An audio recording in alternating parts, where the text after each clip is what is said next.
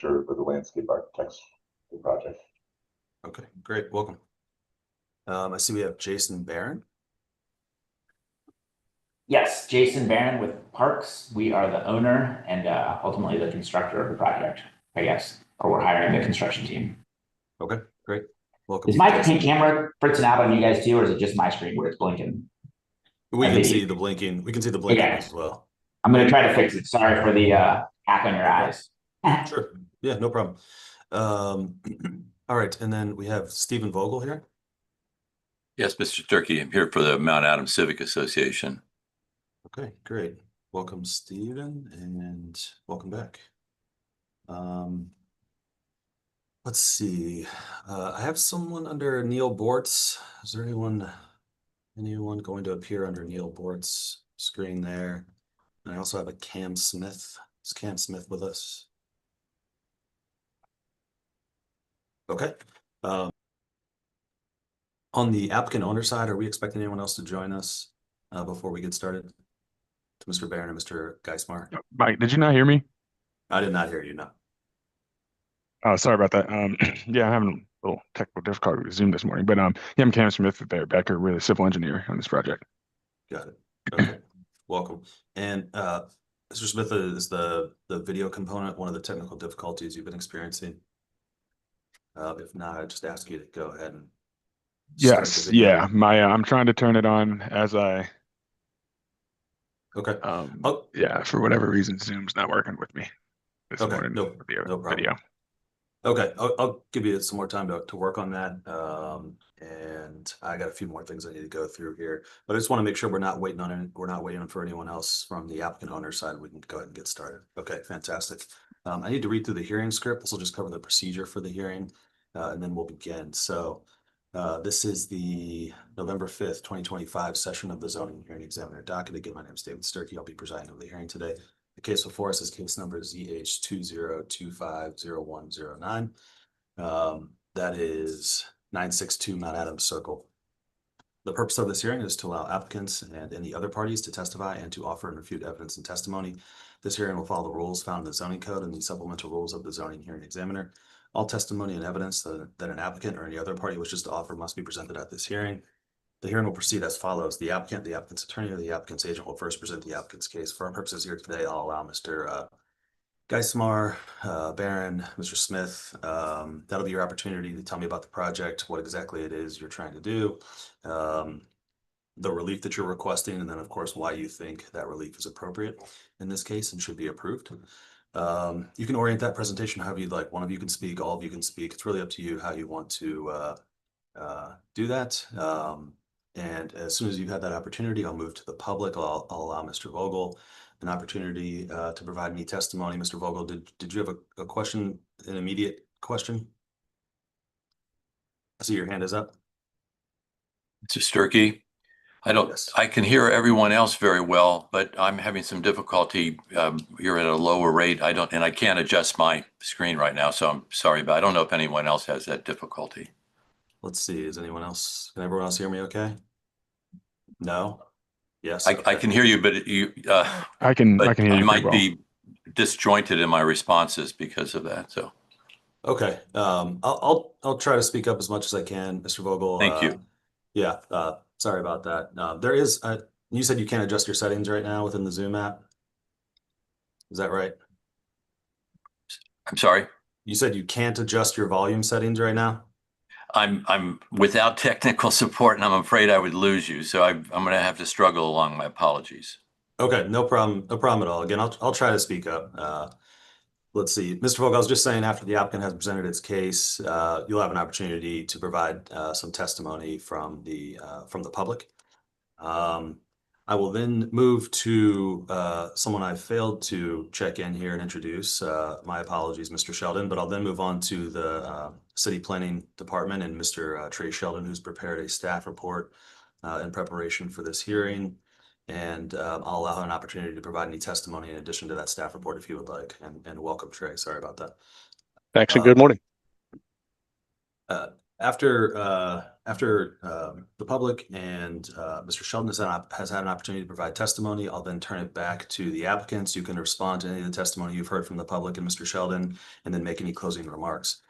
After all presentations have been made, I will close the hearing. Decisions may be expected within 2 weeks. I may limit or exclude any testimony that I deem irrelevant or outside the scope of the application being considered. I may interrupt any speaker to ask questions or to make any comments. In the event of any technical difficulties, I know we've experienced a couple here today. I'll do my best to just sort of work through those and troubleshoot those as we go. But to the extent there's some defect that prevents us from meaningfully going forward with this hearing, I may continue or postpone the hearing at my discretion. Okay. The last thing I need to do is just swear in all of our witnesses. If you intend on providing any testimony here today, making any comments, really doing anything other than just strictly observing, then the zoning code requires that I swear you in. So if that's you, if you could take yourself off of mute now, I'll need everyone to raise their right hand and to answer out loud. Do you swear or affirm that the testimony you shall provide will be the truth, the whole truth, and nothing but the truth? Do. Yes. I do. Okay, Yes. great. All right, thanks everyone. Who's going to be taking the lead for us here today on the applicant's presentation? Mr. Barron, whenever you're ready, the floor is yours. I can start, and then I will pass it off to Ryan and Cam, who actually did the actual work. So today we're proposing to add a set of steps from the corner of Paradrome and Loudon that will go through Eden Park wholly up and connect to Mount Adams Drive. And then it will, across the street, connect to another set of steps that makes its way up to Playhouse in the Park.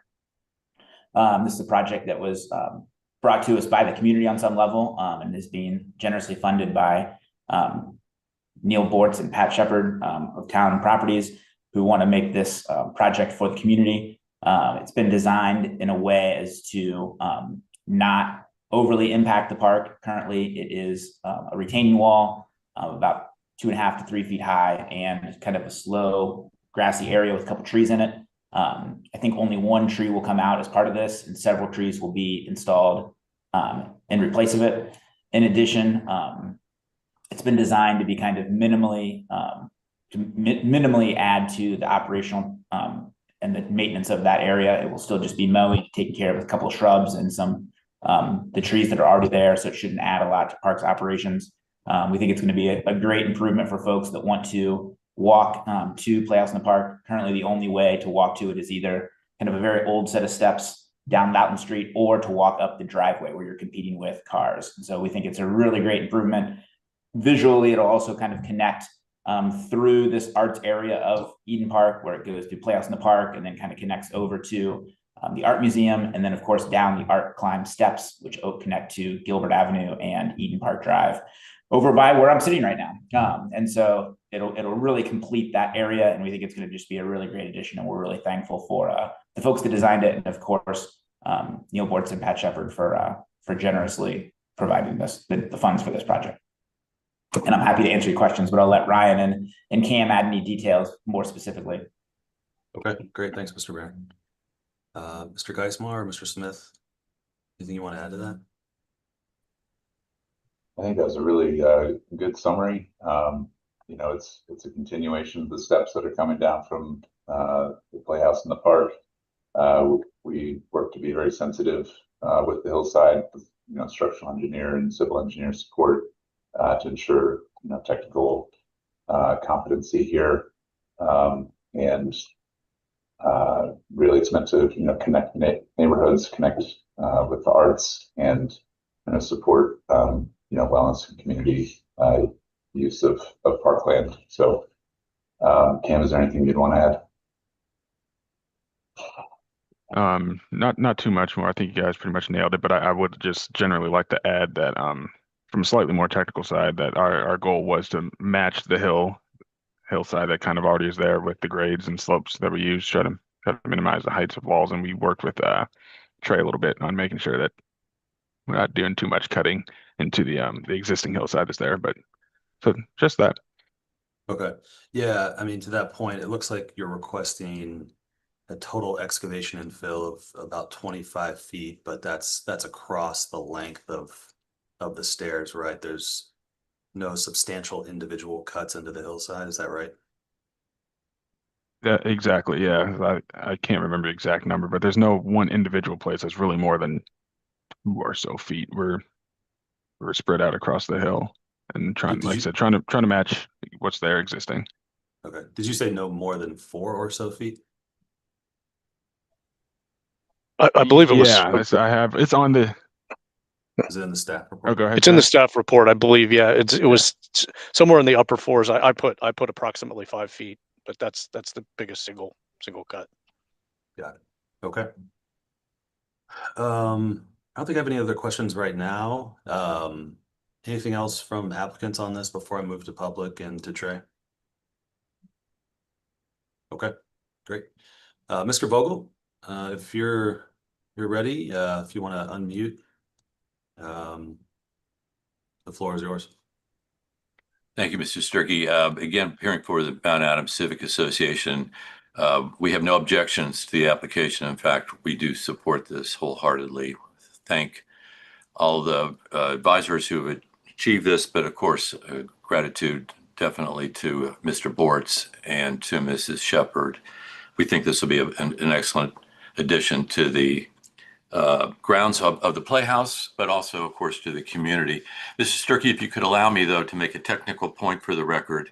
I don't want to belabor it, but we do want to enter a notice of objection to that the inclusion of the property was in the Walnut Hills Civic Association. I would refer us to the record of the earlier hearing on when the planning board, or sorry, when the Playhouse came into in 2019 for applications to actually begin the construction of the project. And there was a hearing before the zoning hearing examiner. The case number was ZH20250109. There's a finding of fact, number 1, by the zoning hearing examiner in that application, again, for the construction of the new Playhouse, that I'll just read it. The property is located in the Mount Adams neighborhood. So this is a technical objection. I'm not asking for your ruling on this, but our position is that the Playhouse remains within the Civic Association jurisdiction boundaries of the Mount Adams Civic Association. Gotcha. Okay. Yeah, and I was aware of that that boundary distinction as we were processing this one. I will admit it came as a bit of a surprise to me, even after having done this for a few years, that this was technically Walnut Hills under Cages and not Mount Adams. So I certainly recognize that, and I think those boundary distinctions, as you mentioned, are a little bit outside of my jurisdiction to determine. But I don't know if you've talked with the planning department, but I think starting a process where that's formally recognized by council, I think is a good first step. But Mr. Vogel, let me ask you, it sounds like you were aware of this project and had a chance to review it from the Mount Adams Civic Association prior to the hearing. Is that right? That's correct. And our board reviewed this. We were, of course, aware along the planning on this from Mr. Bortz, and we always encouraged it, and we're grateful for the proposal that's in place right now. Got it. Okay, great. Thanks for your testimony here today, and your objection will be noted for the record.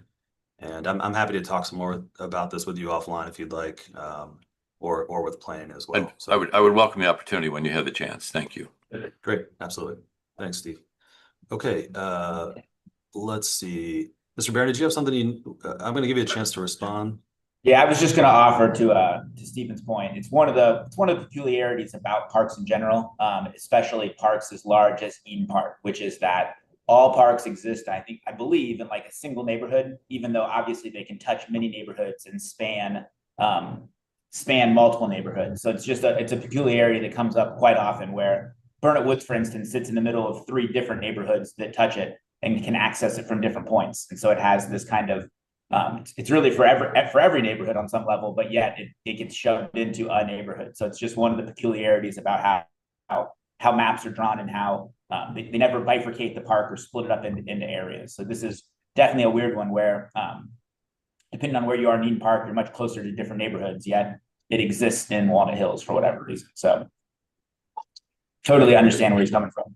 So Mr. Barron, I mean, would it be, and we're getting a little there's a little bit of a tangent and aside here, but just out of curiosity, would Parks prefer that, Burnett or Eden Park are bifurcated or trifurcated? I'm not sure if that's a word, but like split into three I different don't believe communities? so.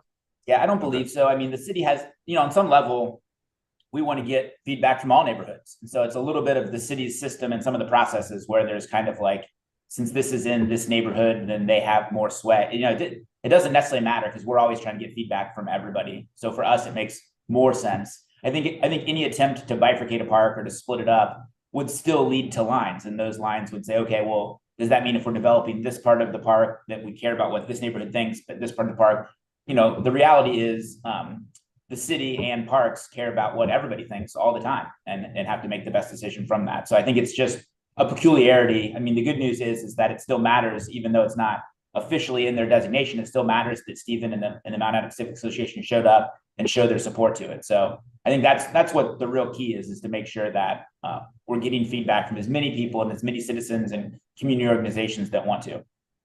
Got it. Okay. Thanks, Mr. Barron. Appreciate that. Let's go over to Trey. Trey, did you want to add anything to the conversation here?